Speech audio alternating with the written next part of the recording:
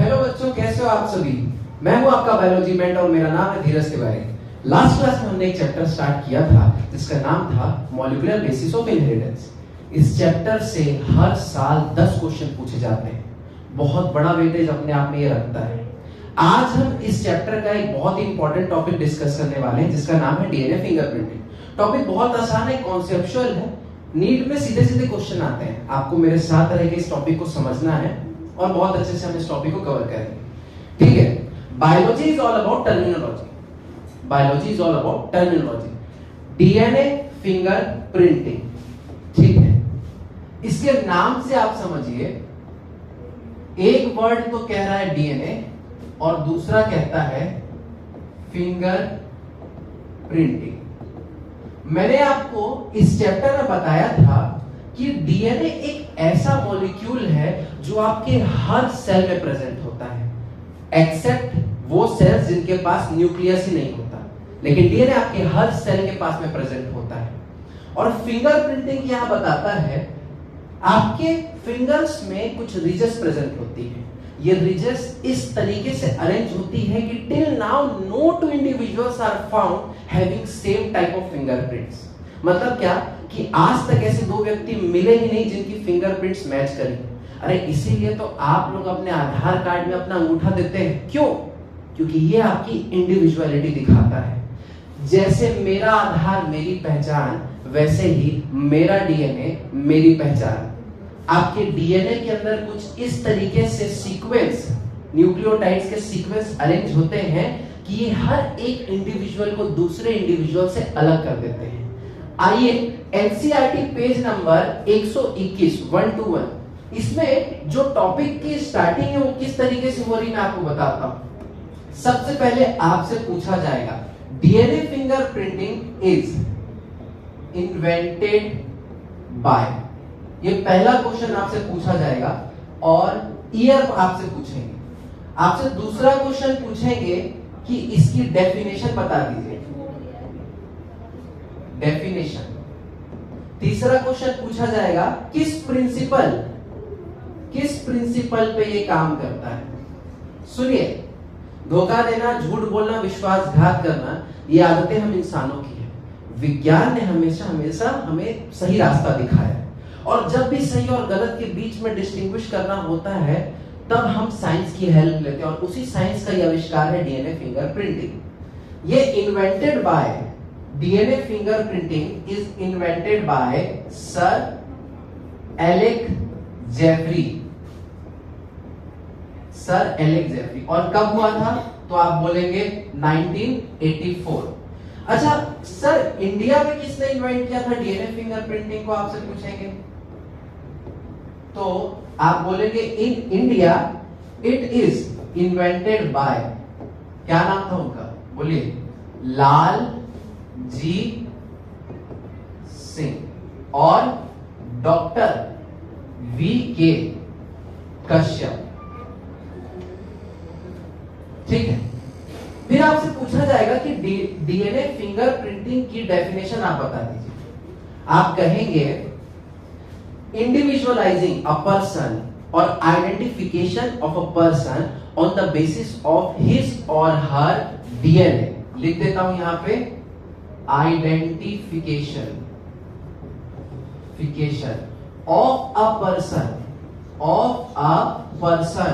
On the basis of, किसके basis पे? His या हर डीएनए। चलिए, लास्ट आपसे पूछा जाएगा कि प्रिंसिपल ही बता दीजिए किस प्रिंसिपल पे काम करता है। तब आप बोलेंगे कि our DNA contain some repetitive मतलब क्या?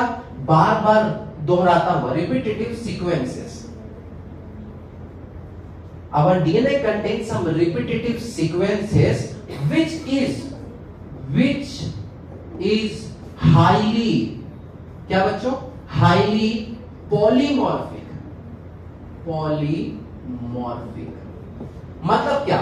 हमारे डीएनए के अंदर कुछ रिपीटेटिव सीक्वेंसेस होते हैं और ये रिपीटेटिव सीक्वेंसेस हाईली पॉलीमॉर्फिक होते हैं। पॉलीमॉर्फिक मतलब क्या? जो वेरिएशन शो करता हो। ठीक है, यहां तक आपको कोई डाउट तो नहीं है। Invented by Alex Jeffrey sir, India में लालजी सिंह ने दिया था, डॉक्टर वीके कश्यप ने दिया था। Identification of a person on the basis of his और her DNA is called DNA fingerprinting, और DNA contains some repetitive sequences which are highly polymorphic in nature. आइए आगे बात करते हैं। अब पेज नंबर 121 पेज नंबर में कहता है कि डीएनए फिंगरप्रिंटिंग कितने बेस पेयर से बना होता है। तो आप बताइए कि पहले तो एक होता है बल्क डीएनए, एक होता है बल्क डीएनए। बल्क डीएनए मतलब क्या समझा आपने? बल्क मतलब हेवी क्वांटिटी में होगा। और दूसरा होता है सैटेलाइट डीएनए। आइए मैं इसको आपको समझाता हूं। ठीक है, हमारे डीएनए में जो 99.9% पार्ट होता है वो एवरी पर्सन में सिमिलर होता है। हर व्यक्ति में कैसा होता है? ये सिमिलर होता है। तो डिफरेंस कहां आता है सर? अब आप बोलेंगे कि सर जो डिफरेंस आता है वो 0.1% differ from person to person. Sir ये तो बहुत छोटा है, मतलब 0.1 नहीं।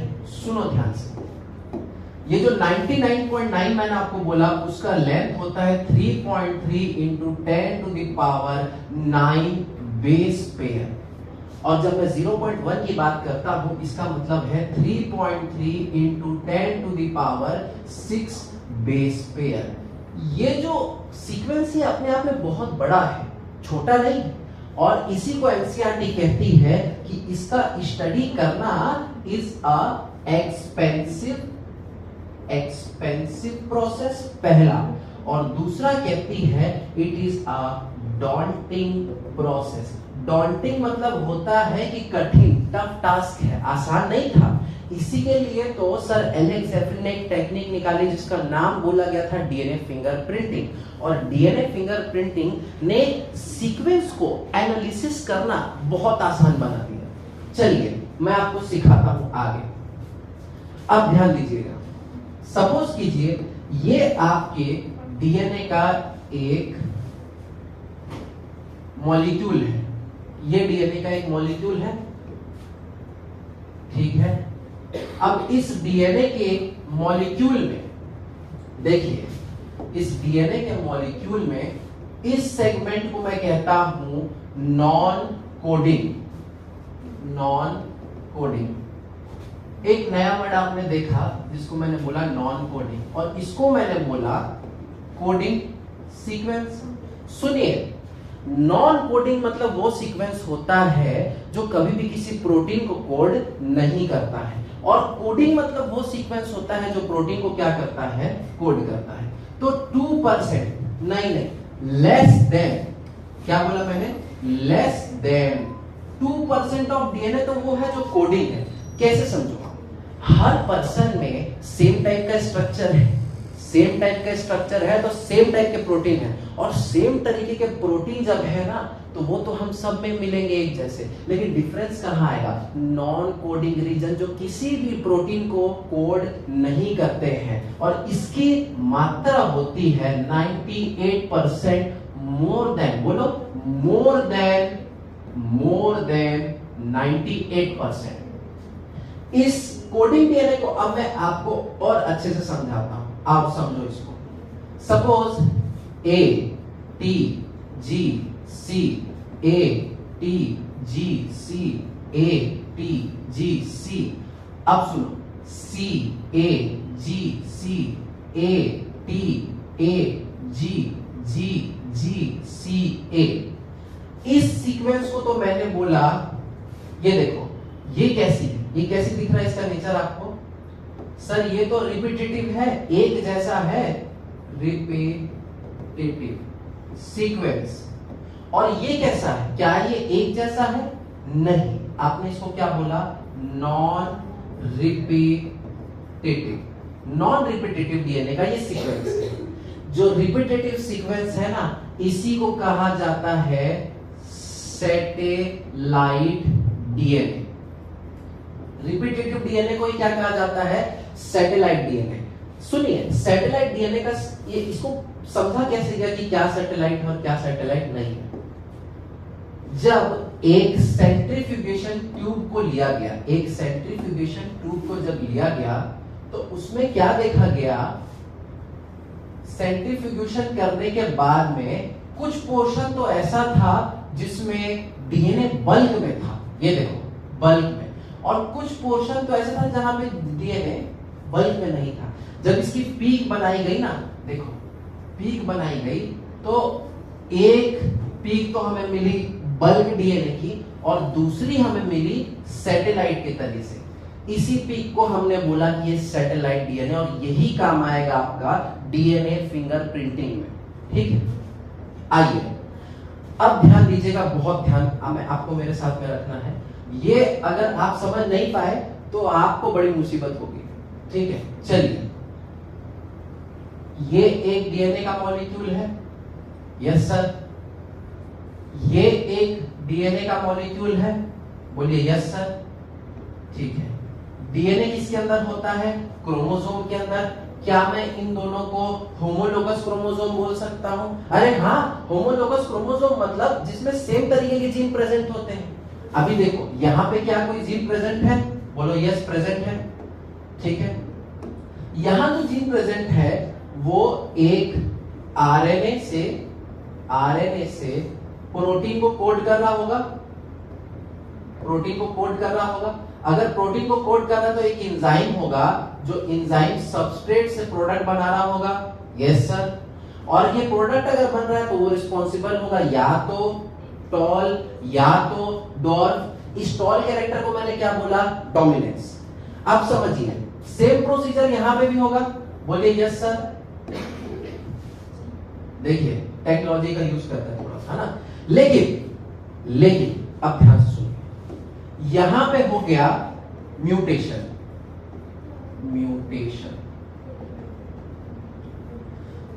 जब कोडिंग पार्ट पे अगर म्यूटेशन होता है बच्चों, तो वो नेक्स्ट जनरेशन में फिनोटाइप में दिखेगा। सर फिनोटाइप मतलब क्या होता है? फिजिकल अपीयरेंस, या तो वो टॉल है या तो वो डॉर्फ है। तो अगर कोडिंग स्ट्रैंड पे म्यूटेशन होता है तो वो आपको दिखेगा।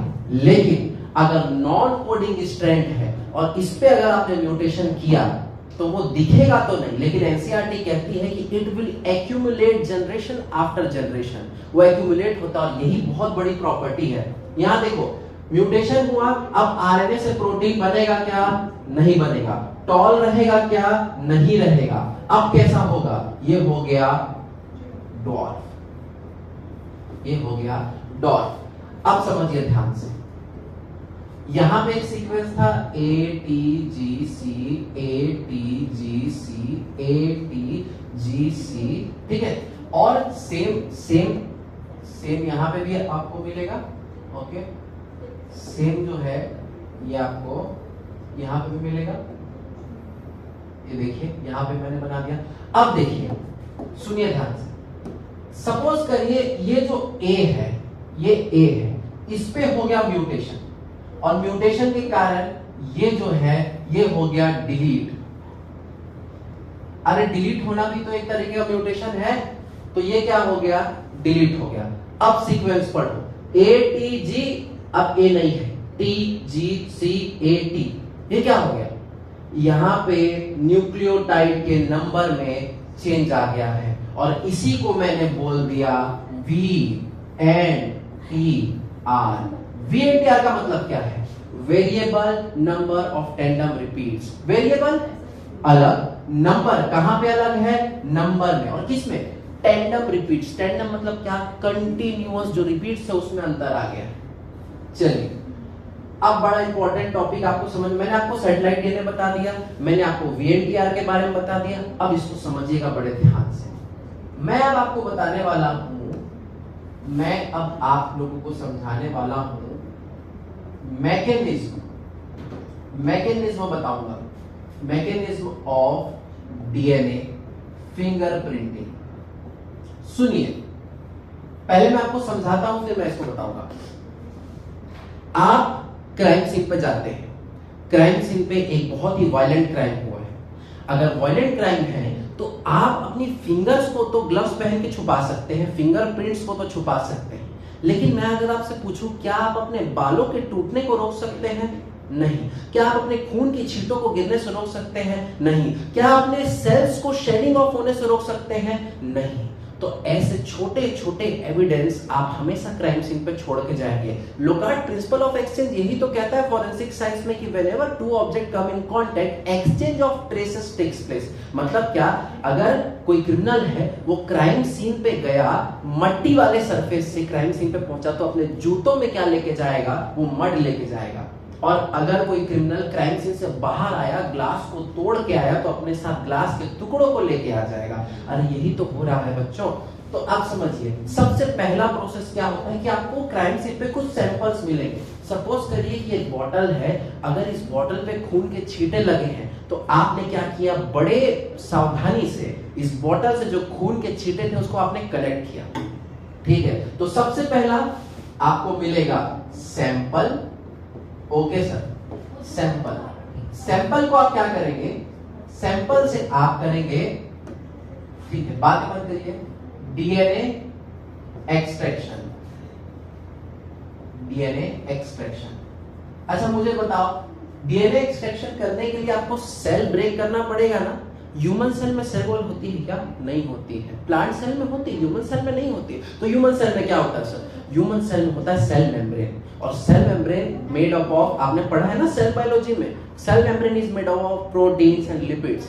तो प्रोटीन को तोड़ने के लिए हम यूज करते हैं प्रोटीज, लिपिड्स को तोड़ने के लिए हम यूज करते हैं लाइपेज। ठीक है, आप समझिए, आपने सैंपल लिया, डीएनए आपने एक्सट्रैक्ट किया लाइपेज एंजाइम की मदद से। अब आप क्या करेंगे, इस डीएनए को आप कट करेंगे। कट करेंगे किससे? रेस्ट्रिक्शन एंडोन्यूक्लियस से आपने इसको कट कर दिया। अब सुनिए बच्चों, जब डीएनए को आपने कट किया ना, तो डीएनए के ऐसे आपको फ्रेगमेंट्स मिले। पहले तो ये डीएनए बड़ा था, देखो पहले तो ये डीएनए कैसा था सर? ये बहुत बड़ा था। कट करने के बाद में, सुनो कट कैसे करता है सर, अब ये समझाता हूं मैं आपको। एक डीएनए का मॉलिक्यूल है और इस वीएनटीआर के एंड्स पे पैलिंड्रोमिक सीक्वेंस प्रेजेंट होते हैं।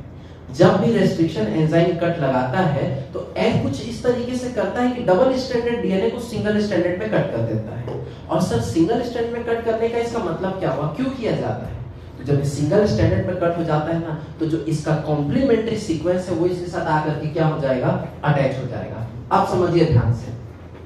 नेक्स्ट, अब आपने क्या क्या कर दिया, देखो आपने सैंपल से डीएनए एक्सट्रैक्ट कर लिया है। अब मैं आपको इसे जेल इलेक्ट्रोफोरेसिस में, इसमें जेल इलेक्ट्रोफोरेसिस में हम इसको रन कराएंगे। क्यों कराते हैं सर जेल इलेक्ट्रोफोरेसिस, और क्या है ये जेल इलेक्ट्रोफोरेसिस? सुनो, आपने डीएनए एक्सट्रैक्ट तो किया है, जी हाँ, लेकिन इस डीएनए को सेपरेट करना भी तो जरूरी है according to their size. DNA जो होता है ना, वो एक नेगेटिवली चार्ज मॉलिक्यूल है। सपोज करो मैं डीएनए, मैं एक नेगेटिव चार्ज मॉलिक्यूल, जब मुझे जेल इलेक्ट्रोफोरेसिस की प्लेट पर रखा जाएगा मैं पॉजिटिव की तरफ मूव करूंगा। मैं पॉजिटिव की तरफ मूव कर रहा हूं, समझे? लेकिन कुछ ऐसे डीएनए मॉलिक्यूल होंगे जो साइज में बड़े होंगे, जो साइज में जिनका साइज बड़ा होगा, वो ज्यादा दूर तक ट्रेवल नहीं कर पाएंगे, वो ज्यादा दूर तक ट्रेवल नहीं कर पाएंगे और रुक जाएंगे। लेकिन वो डीएनए मॉलिक्यूल जिनका साइज छोटा था, वो तो क्या होगा, वो आगे चला जाएगा, जिनका साइज छोटा था। तो separation of DNA fragments on the basis of their size, आप इसके बारे में आगे पढ़ेंगे, मैं आपको डिटेल में पढ़ाऊंगा कि ये जो इलेक्ट्रोफोरेसिस प्लेट होती है ना, इसका एग्रोजेल में कुछ पोर्स प्रेजेंट होते हैं। इसी पोर्स से तो वो डीएनए निकल के जाते हैं और इसी के बेसिस पे इसका सेपरेशन होता है। तो सपोज करिए पहला जो ये जो मैंने वेल बनाई है, ये पहली वेल तो उसकी है जो क्राइम सीन से मिला, दूसरी वेल तो वो है जो सस्पेक्ट 1 से मिला, और तीसरी वेल तो वो है जो सस्पेक्ट 2 ने मुझे दिया। आप सुनिए ध्यान से, ये देखो ध्यान से, ये डीएनए का फ्रेगमेंट है, लेकिन सर ये तो सब एक जैसे दिख रहा है। अरे हाँ, एक जैसे ही दिखेंगे ना, क्यों दिखेंगे? क्योंकि अभी तक इसे हमने, अभी तक ये जो डीएनए आपको जो दिख रहा है, ये अभी तक सिंगल स्टैंडर्ड में हमने इसे कन्वर्ट नहीं किया है, लेकिन अब मैं करूंगा। अब मैं इसे सिंगल स्टैंड में कन्वर्ट करने जा रहा हूं। तो सर आप कैसे करेंगे इसको सिंगल स्टैंड में कन्वर्ट? देखो, क्या मैं इसे हीट कर सकता हूं? नहीं, हीट बिल्कुल नहीं करना। अगर तुमने इसे हीट किया ना तो ये जो पूरा तुम्हारा सैंपल है बर्बाद हो जाएगा, क्योंकि एग्रोस जेल है वो। तो कैसे करेंगे? अल्कलाइन मीडियम दे दो इसको,